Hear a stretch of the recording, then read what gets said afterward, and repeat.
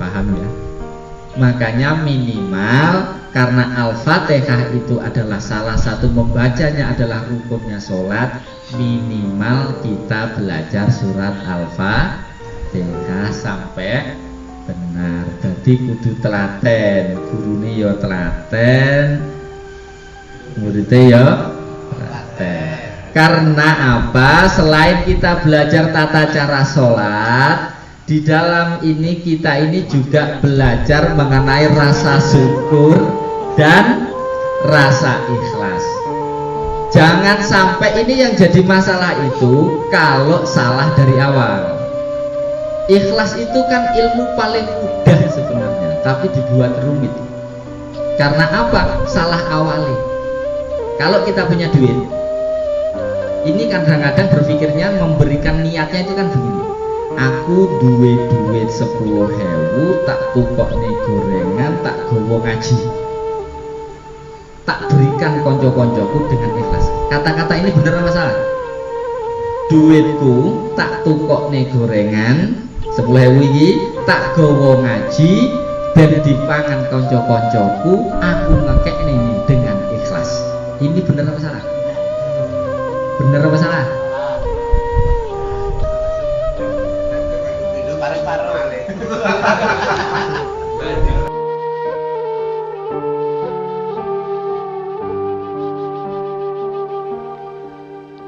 Jadi kalau kita ini pas sholat, saya ini melihat jadi saksi bahwa kita ini ternyata lebih hebat daripada setan.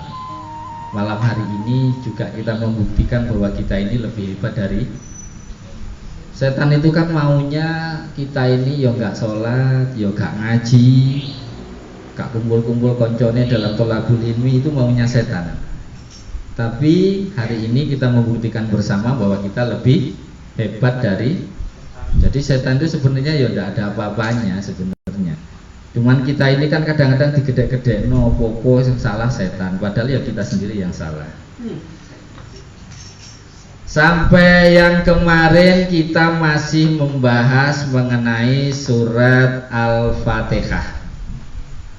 Masih ingat yang saya sampaikan kemarin ya, mengenai surat Al-Fatihah, kenapa menjadi Ummul Quran.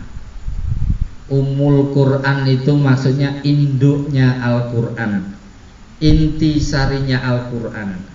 Jadi Al-Quran yang 30 juz 6.666 ayat dan 114 surat, itu inti sarinya di dalam 7 ayat surat Al-Fatihah. Dan terus diulang-ulang di dalam sholat. Sebelum kita akan mempraktekkan bacaan surat Al-Fatihah, saya perlu mengulas ini kembali supaya kembali bahwa surat Al-Fatihah ini begitu penting. Jangan sampai membaca surat Al-Fatihah itu kehilangan ruhnya, kehilangan gairahnya karena menjadi rutinitas.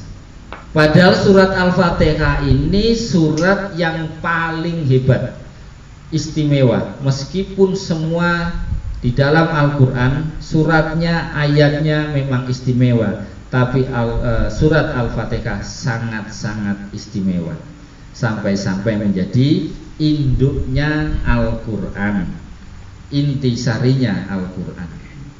Perlu kembali saya sampaikan, di dalam surat Al-Fatihah semua kata-katanya itu adalah paten. Umpamanya undang-undang dasar, umpamanya negara itu menjadi undang-undang dasar yang harus dimengerti.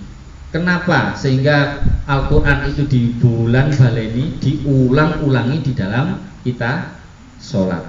Ini penting untuk kita pahami bersama. Karena apa?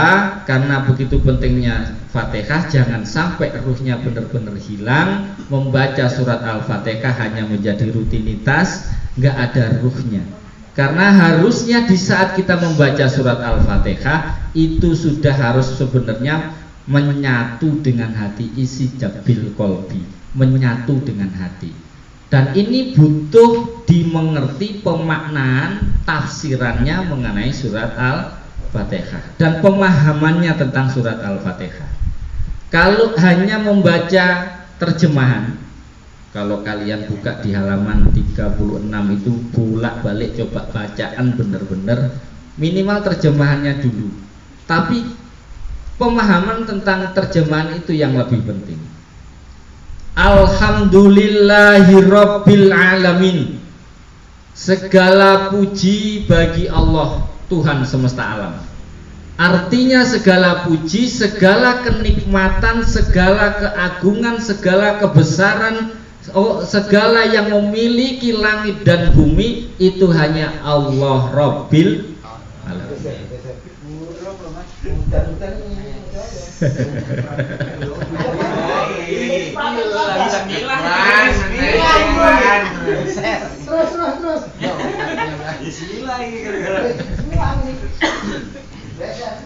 Jadi di saat kita sudah bisa mengucapkan Alhamdulillahirabbil alamin dengan serta-merta, itu adalah meyakinkan diri kita sendiri bahwasanya semua kenikmatan itu dari Allah Rabbil. Ini kenapa jadi pakem, jadi paten, jadi sakral dan jadi penting? Karena apa? Sebelum Islam datang, sebelum Rasulullah membawa Al-Quran, kalau orang menerima nikmat itu selalu dikaitkan dengan sesembahannya. Kalau orang jahiliyah zaman dulu, orang dapat nikmat, orang kaya raya dapat jabatan, dapat istri cantik, itu selalu dinisbatkan atau dikarenakan dengan berhala, dengan Lata, dengan Uzza. Nah, sekarang di zaman modern ini pun meskipun sudah semua Islam, tapi di saat orang menikmati kenikmatan itu pun tidak karena Allah, masih karena jabatan baru merasa nikmat. Kalau punya rezeki banyak merasa nikmat. Jadi kalau enggak dapat rezeki merumasane enggak dapat nikmat. Nah, padahal kenikmatan sejatinya orang Islam itu adalah iman. Yang kedua, ridhonya Allah. Ridhonya Allah. Yang ketiga, Qadar dan qadar. nah, ini jangan sampai terlupa. Masalah kita ini begitu banyak. Jangan berpikir bahwa dengan itu kita tidak merasa didapat nikmat dari Allah. Karena apa? Sejatinya nikmat itu kalau kita masih yakin dengan Allah, masih punya iman, terus ridho dengan qadarnya Allah, baik yang baik, baik yang buruk. Banyak dari kita ini kalau ada masalah selalu menyalahkan Allah. Rumangsane Allah sing salah. Usaha nggak jalan, Allah salah. Rumangsane di saat ngopeni anak, rumangsane wis api-api, tiba-tiba anaknya tidak sesuai dengan keinginan kita, wis tak openi api-api, tapi kok ya dadine kaya ngene. Nah, semua keadaan yang baik dan buruk kalau bisa kita terima, itu adalah kenikmatan. Kalau sampai belum di titik itu, kita ini belum merasa dapat nikmat. Nah, dengan alhamdulillahirabbil alamin, kita ini memproklamirkan bahwa Allah lah segala yang punya nikmat, yang pantas untuk dipuji, tidak ada yang lain. Ar-Rahmanir Rahim, Maliki Yaumiddin. Kalau kita sudah meyakini ini, iyyaka na'budu wa iyyaka nasta'in. Hanya denganmu lah ya Allah aku menyembah, dan hanya kepadamu aku memohon pertolongan.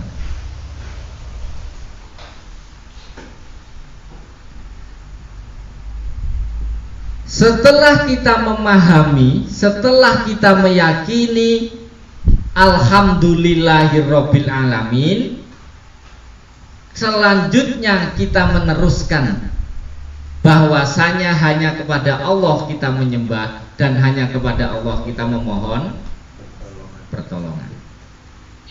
Setelah itu kalimatnya apa? Iyyaka na'budu wa iyyaka nasta'in. Lanjutnya ihdinas siratal mustaqim. Ya Allah, tunjukkanlah aku jalan yang lurus.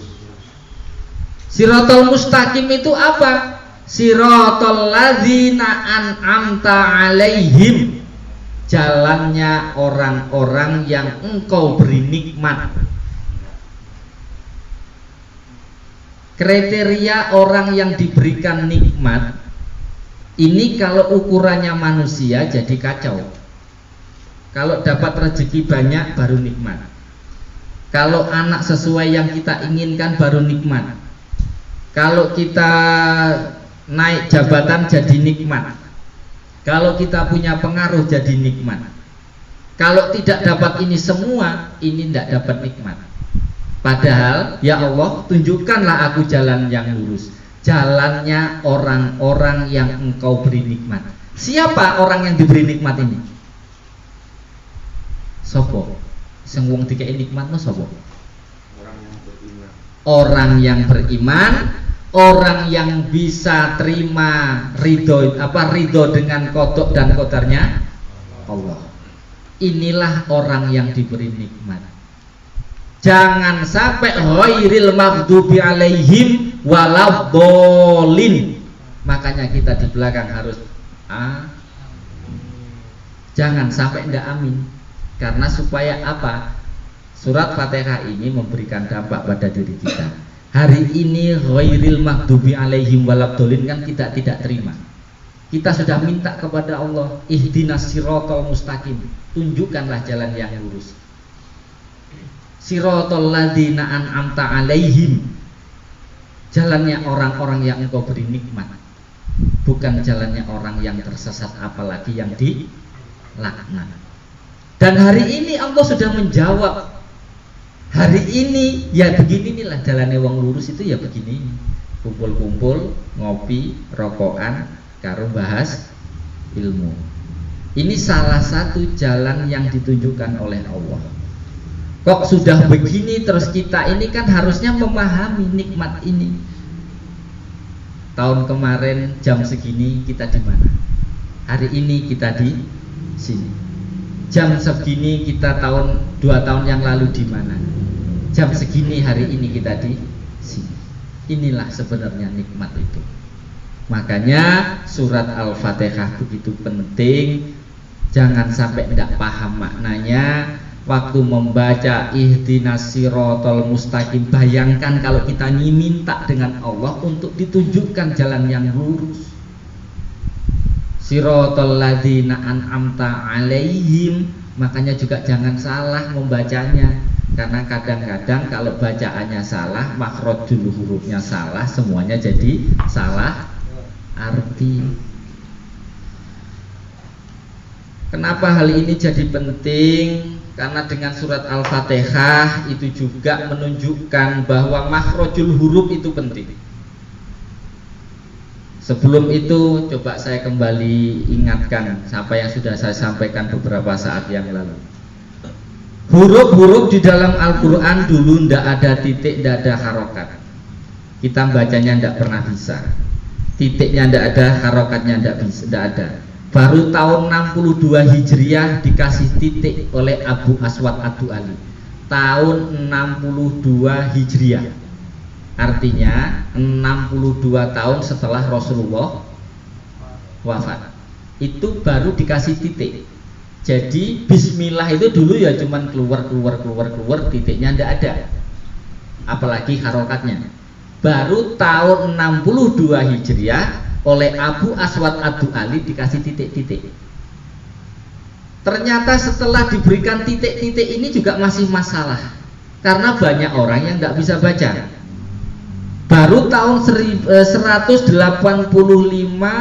oleh Abu Ubay Qasim bin Salam itu diberikan harokat 185 Hijriah. Jadi tahun itu baru oleh Imam Khalil bin Ahmad Al-Farahidi diberikan harokat. Jadi 185 Hijriah baru ada harokatnya. Sudah ada titik, sudah ada harokat, orang Islam masih banyak yang bacaannya berbeda. Wadduha jadi wadduhe, dal jadi dal. Kalau orang Sunda itu kan baca zal itu kan nggak bisa dal. Orang Bali tok itu nggak bisa, bisanya tak, bisanya mati. Kalau mati nggak bisa. Ini karena urusan dengan logat. Makanya oleh Abu Ubay Qasim bin Salam tahun 224 Hijriah dibuatlah ilmu namanya ilmu tajwid qiraatil Quran. Bagaimana melafadzkan huruf sesuai makhrajul hurufnya. Bagaimana membaca, ini tajwidnya diberikan ilmu. Jadi 224 Hijriah baru ada ilmu tajwid. Jadi kalau an itu kalau di depannya huruf idhar harus dibaca jelas. Kalau ikhfa itu samar. Kalau idhom bihunah itu berengeng kayak irung. Kalau idhom bilagunah itu setengah samar. Itu namanya ilmu tajwid qiraatil Quran. Siapa yang buat? Bukan Rasulullah, bukan sahabat, bukan tabi'in, bukan tabi'ut tabi'in. Karena adanya ilmu itu 224 Hijriah setelah wafatnya Rasulullah. Jadi nanti kita ini membaca Fatihah sesuai dengan makhrajul huruf dan tajwid. Ini bukan ilmu yang dibuat oleh Rasulullah, tapi oleh ulama tahun 224 Hijriah. Dan ini juga tidak pernah diperintahkan oleh Rasulullah membuat ilmu ini. Bahkan pembukuan Al-Quran juga nggak ada perintahnya, apalagi ada titiknya, apalagi ada harokatnya. Makanya kalau orang sekarang ngomongin tentang bid'ah, bid'ah terbesar di dalam umat Islam itu adalah Al-Quran. Titiknya itu dulu tidak ada, dikasih titik berarti bid'ah. Kalau ini dulu, kalau bicara tentang bid'ah, sesuatu yang dilakukan yang tidak pernah dilakukan oleh Rasulullah, berarti membuat titik di dalam Al-Quran bid'ah, membuat harokat bid'ah, membuat tajwid bid'ah, apalagi membukukan Al-Quran karena tidak ada perintahnya dari Rasulullah.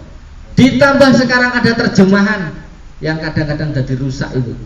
Gak pernah ngaji, gak pernah belajar dengan guru, tiba-tiba pengen ngerti ilmu Quran, beli Al-Quran terjemahan, dibuka langsung tanpa guru. Ini rusak. Paham ya? Makanya minimal karena Al-Fatihah itu adalah salah satu membacanya adalah rukunnya sholat, minimal kita belajar surat Al-Fatihah sampai benar. Jadi kudu telaten, gurune ya telaten, muridnya ya telaten. Karena apa? Selain kita belajar tata cara sholat, di dalam ini kita ini juga belajar mengenai rasa syukur dan rasa ikhlas. Jangan sampai ini yang jadi masalah itu kalau salah dari awal. Ikhlas itu kan ilmu paling mudah sebenarnya, tapi dibuat rumit. Karena apa? Salah awalnya. Kalau kita punya duit, ini kadang-kadang berpikirnya memberikan niatnya itu kan begini. Aku duwe duit 10.000, tak tukokne gorengan, tak gowo ngaji, tak berikan konco-koncoku dengan ikhlas. Kata-kata ini benar apa salah? Duitku tak tukokne gorengan 10.000 iki tak gowo ngaji ben dipangan konco-koncoku, aku ngekekne dengan ikhlas. Ini benar apa salah? Benar apa salah?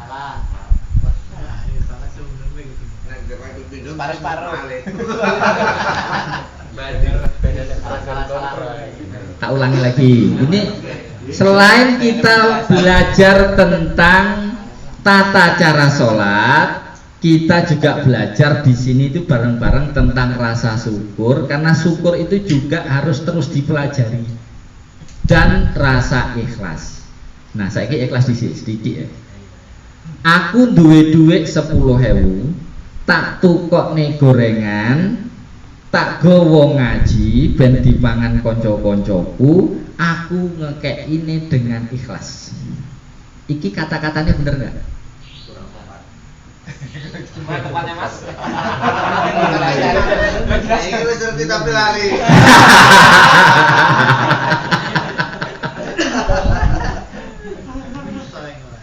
Nah, kalau kata-kata ini benar, ini ikhlas yang bersyarat. Coba di saat nanti kalian dengan cara kata-kata ini gowo panganan ke kita bareng, delalah enek salah satu, salah dua, salah tiga sing maitu go gorengan kaya ngene lho. Ora enak iki ora dipangan ngono. Kira-kira gowone dadi ikhlas apa enggak? Gruntel mesti. Karena ujung di awalnya salah. Tapi kalau awal sampai ujungnya bener, ini nggak akan jadi masalah. Iki duwite Gusti Allah, tak tukokno gorengan, tak gowo ngaji, ben dimakan kanca-kancaku, aku ngekekine karo ikhlas. Itu beda nggak karo kata-kataku pertama? Karena kita ini sebenarnya jadi masalah di saat ada aku.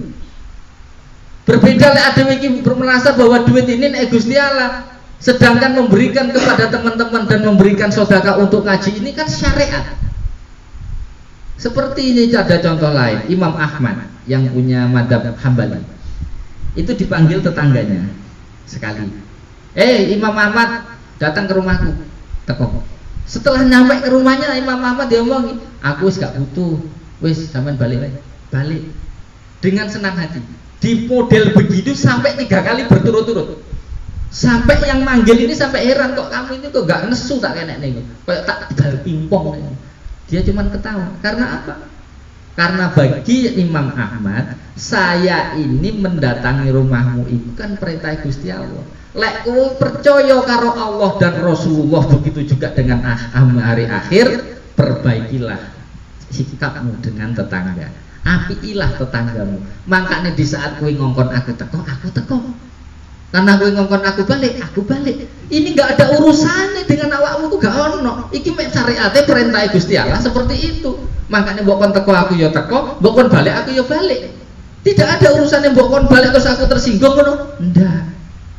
Begitu juga dengan urusan yang saya sampaikan tadi.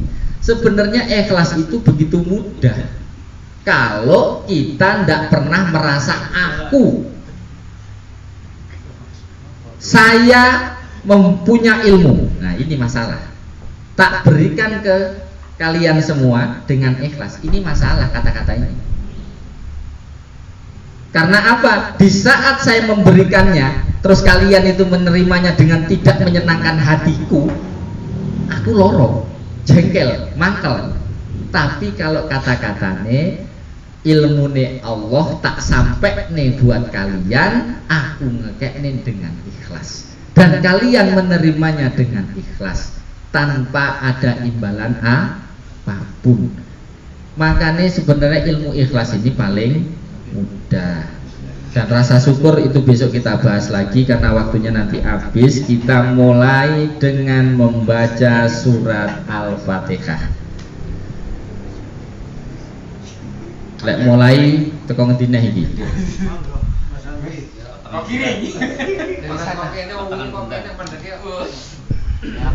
Jadi yang pertama akan saya baca sendiri. Dengarkan baik-baik. Yang kedua nanti kita membaca, saya baca, tolong diterokno sampai 3 kali. Setelah itu baru saya minta satu-satu. Sak cukupe waktu. Oke? Oke. Siap. Oke. Andi. Kok songyuh nah. Arek iki bisa. Baru mulai Besar.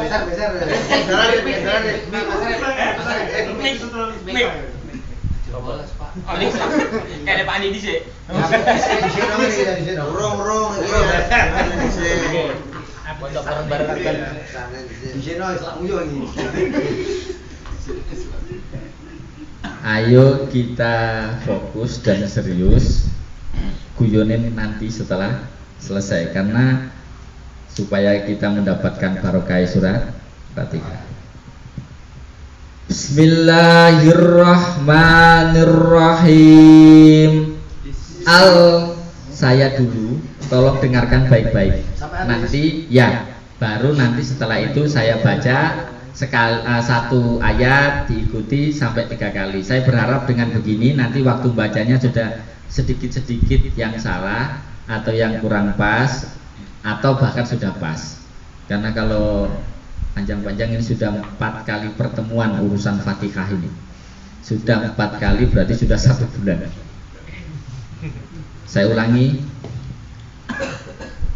Bismillahirrahmanirrahim. Yang perlu diperhatikan, bis itu pakai sin pasti tipis, bukan bis, bukan bish, tapi bis.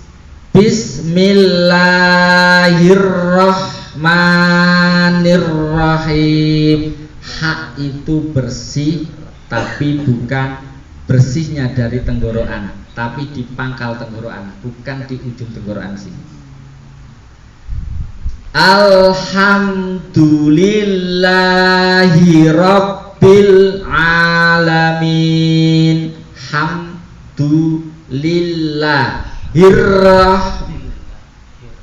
Rabbil Alamin. Ar-Rahmanir-Rahim. Hak selalu bersih. Ar-Rahmanir-Rahim. Ar-Rahmanir-Rahim. Maliki yaumiddin. Bedakan dal dengan zal. Din, bukan din. Maliki yaumiddin. Iyyaka na'budu wa iyyaka nasta'in. Iyyaka na'in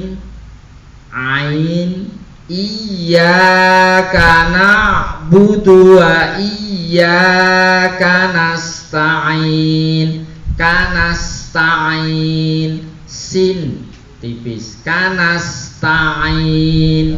Yang paling penting adalah tahu benarnya.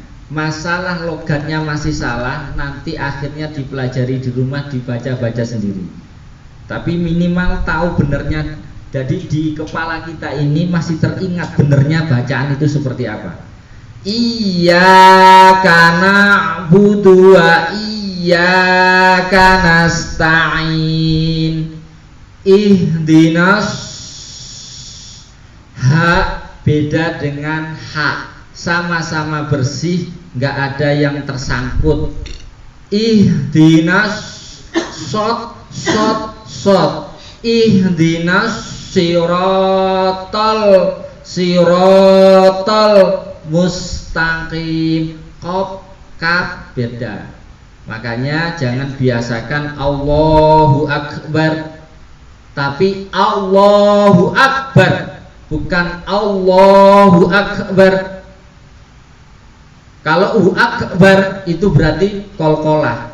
Dal, qaf itu huruf qalqalah yang mendal. Akbar, tapi Akbar. Ihdinas siratal mustaqim. Qaf bukan kaf. Sebelum digandeng biasanya mudah antara kaf dan qaf, tapi di saat digandeng jadi sebuah kalimat kadang rada angel, butuh latihan. Ihdinas siratal mustaqim. Siratal siratal bukan to. Siratal ladzi na'an'amta alaihim. Na'an nun mati ketemu ain, idhar dengan sangat jelas. Na'an'amta alaihim, na'an'amta alaihim. Kalau dicepet nih kadang jadinya gandeng. Na'an'amta, tapi berbeda karena alif dan ain berbeda. Na'an'amta alaihim ghairil maghdu. Jangan magedu.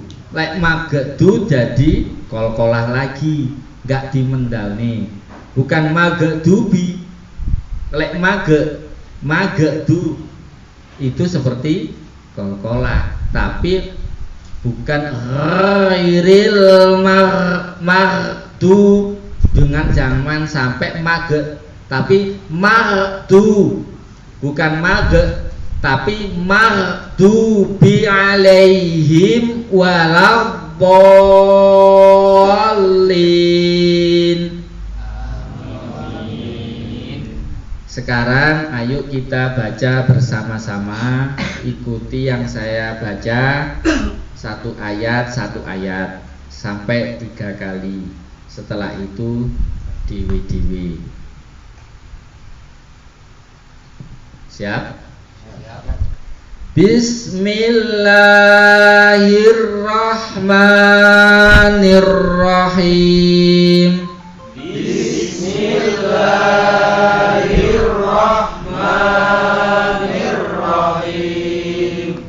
Alhamdulillahi rabbil alamin.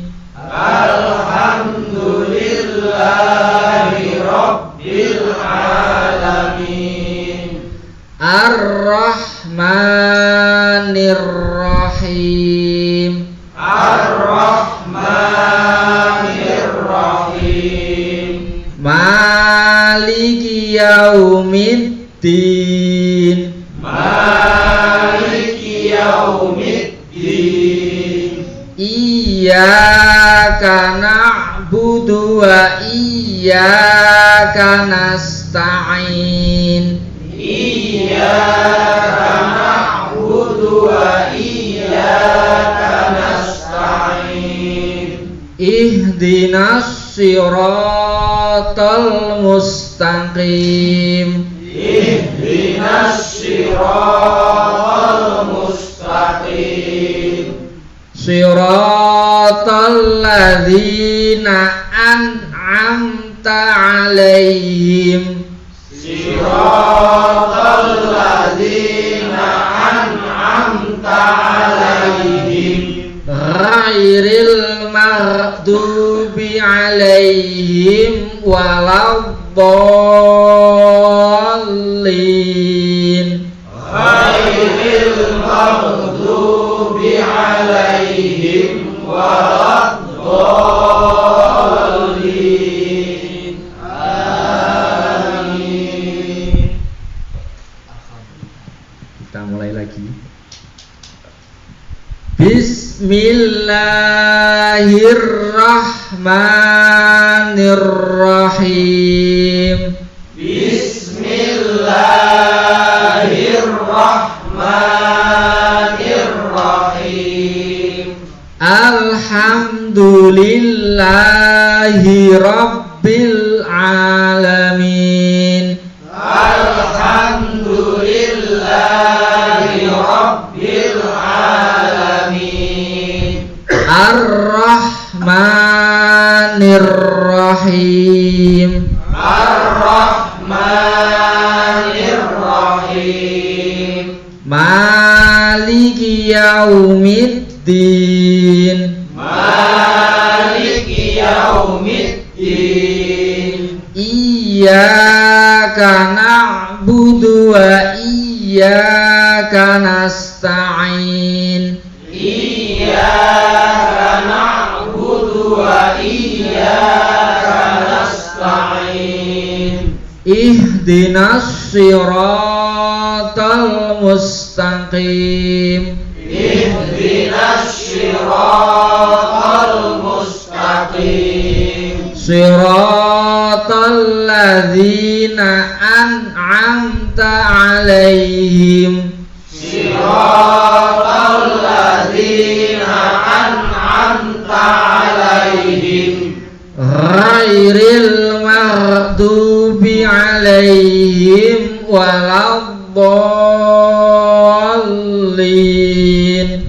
Ghairil maghdubi 'alaihim waladdallin.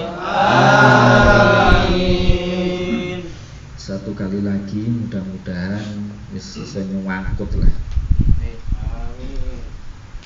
Bismillahirrahmanirrahim. Bismillahirrahmanirrahim. Alhamdulillahi rabbil alamin. Alhamdulillahi rabbil alamin. Ar-Rahmanir-Rahim. Ar-Rahmanir-Rahim. Maliki yaumiddin. Maliki yaumiddin. Iyyaka na'budu wa iyyaka nasta'in. Iyyaka na'budu wa iyyaka nasta'in. Ihdinas siratal mustaqim. Ihdinas siratal mustaqim. Siratal ladzina an'amta 'alaihim. Siratal ladzina an'amta 'alaihim. Ghairil maghdubi 'alaihim waladdallin. Ghairil maghdubi 'alaihim waladdallin.